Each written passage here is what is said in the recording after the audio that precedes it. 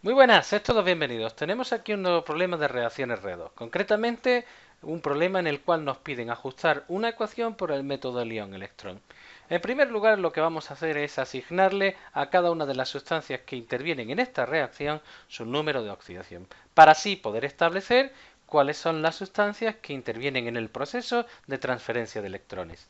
En esta reacción vemos cómo el sulfuro de hidrógeno se va a combinar con el dicromato de potasio en medio de ácido sulfúrico para dar sulfato de cromo, azufre elemental, agua y sulfato de potasio.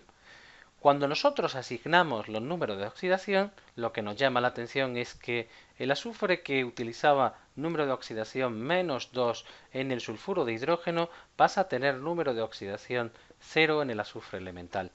Por lo visto parece que el azufre en este proceso ha perdido 2 electrones, mientras que el cromo en la sal dicromato de potasio, el cromo que tiene número de oxidación +6, pasa a tener número de oxidación +3 dentro de la sal sulfato de cromo 3.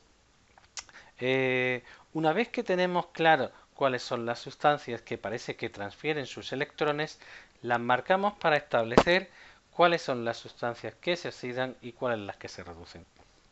Así podemos decir que el sulfuro de hidrógeno será el agente reductor, puesto que el azufre, cuando nosotros expresamos con número de oxidación, parece que pierde 2 electrones, mientras que el dicromato de potasio será el agente oxidante, puesto que el cromo, que tiene número de oxidación +6 en el dicromato, pasa a tener número de oxidación +3 en el sulfato de cromo, reduciéndose y ganando cada uno de ellos 3 electrones. Una vez que tenemos establecido cuál es el proceso de oxidación y de reducción, pasamos a escribir las semirreacciones iónicas de oxidación y de reducción. En el proceso de oxidación, quien va a intervenir es el sulfuro de hidrógeno. ¿Por qué el sulfuro de hidrógeno? Porque es una molécula covalente que no podemos disociar como compuesto iónico.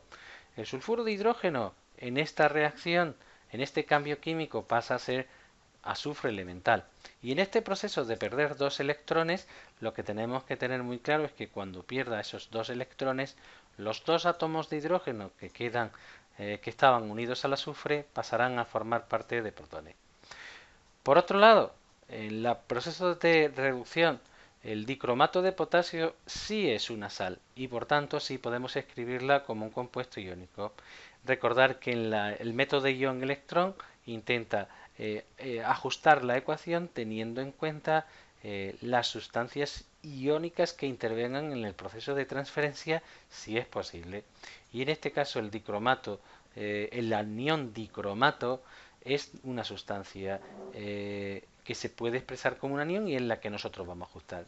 Fijaros que cada anión dicromato va a formar un ion cromo con 3 cargas positivas. Así, en esta reacción, en esta semirreacción, el primer paso será ajustar los átomos que son diferentes de oxígeno y de hidrógeno, como es el cromo. Fijaros que es muy curioso y muy característico este caso y va a aparecer muchas veces. En el ion dicromato aparecen 2 átomos de cromo, mientras que en el proceso redox solo aparece un ion cromo. Por tanto, nosotros tendremos que añadir un coeficiente estequiométrico 2 para ajustar los átomos de cromo. Una vez que tenemos ajustados los átomos de cromo, vamos a añadir moléculas de agua para compensar los átomos de oxígeno que aparecen en el anión dicromato. Si observáis, hay 7 átomos de oxígeno en el anión dicromato, por tanto añadiremos 7 moléculas de agua dentro de los reactivos. Claro, el añadir 7 moléculas de agua implica descompensar el número de átomos de hidrógeno, por tanto tendremos que añadir átomos de hidrógeno en los reactivos. No nos debe de preocupar, puesto que se trata de un medio ácido y será el propio ácido sulfúrico el que los vaya aportando. Así, como hemos añadido 7 moléculas de agua, introduciremos 14 protones en la parte de la reacción, en la semirreacción de reducción, para intentar compensar los átomos de hidrógeno. Una vez que tenemos balanceadas las semirreacciones desde el punto de vista de la masa, pasamos al paso de la carga. En el proceso de oxidación, cada átomo de azufre pierde 2 electrones. Sin embargo, en el proceso de reducción, cada átomo de cromo gana 3 electrones. Como tenemos 2 átomos de cromo, en el proceso se habrán ganado 6 electrones. Como vemos, si desde el punto de vista de la masa las semireacciones estarían ajustadas, desde el punto de vista de la carga no lo estarían. Así, para conseguir que en el proceso de reducción se ganen 6 electrones, tendremos que multiplicar la primera semireacción por 3. El multiplicar la primera semireacción por 3 hace que tenga que introducir 3 moléculas de sulfuro de hidrógeno, que se obtengan 3 átomos de azufre elemental y 6 protones. Una vez que tenemos establecido el proceso y el ajuste, tanto en masa como en carga, procedemos a sumar las dos semireacciones iónicas. Así, las sustancias que intervienen aquí, que obtenemos cuando sumamos las dos semireacciones iónicas, son las sustancias necesarias para que se lleve a cabo el proceso redox de transferencia de electrones y reorganización de átomos. Estas son las sustancias que participan directamente en el proceso redox.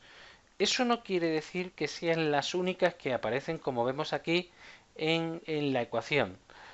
Por tanto, sustancias como son los aniones sulfato o los cationes potasio tendrán que ir apareciendo para poder escribir la ecuación iónica, transformarla en ecuación molecular. En primer lugar, fijaros, aparecen 14 protones en los reactivos y 6 protones en los productos. Vamos a poderlos cancelar, puesto que al cancelarlo, fijaros, el sulfuro de hidrógeno que aporta 6 protones más los 8 protones que tendrá que aportar el ácido sulfúrico, son los 14 en total que van a aparecer en las 7 moléculas de agua. 7 moléculas de agua que son necesarias para compensar los 7 átomos de oxígeno que tiene el anión dicromato.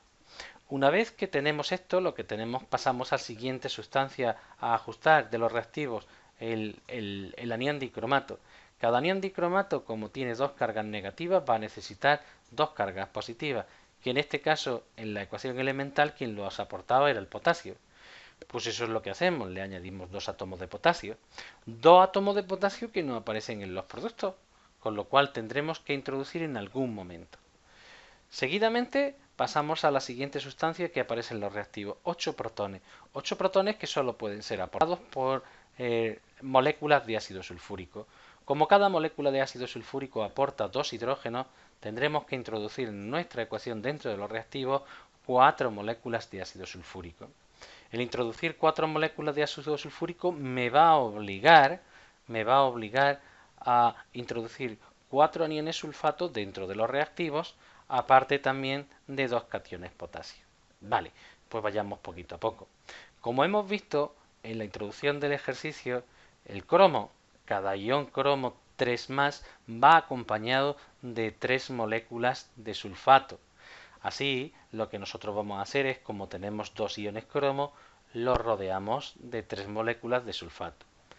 Ya hemos empleado 3 moléculas del sulfato de las 4 que hemos introducido al introducir las 4 moléculas de ácido sulfúrico. Finalmente, la única sustancia que queda por introducir son los 2 átomos de potasio, que con 2 cargas positivas solo estarían comparados con 2 cargas negativas, que aportarán la última molécula de sulfato que faltaba por introducir.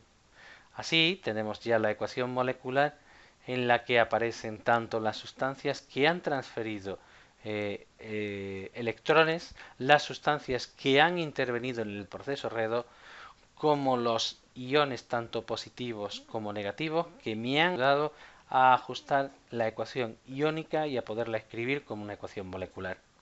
Venga, mucho ánimo y nos vemos en el siguiente. ¡Hasta luego!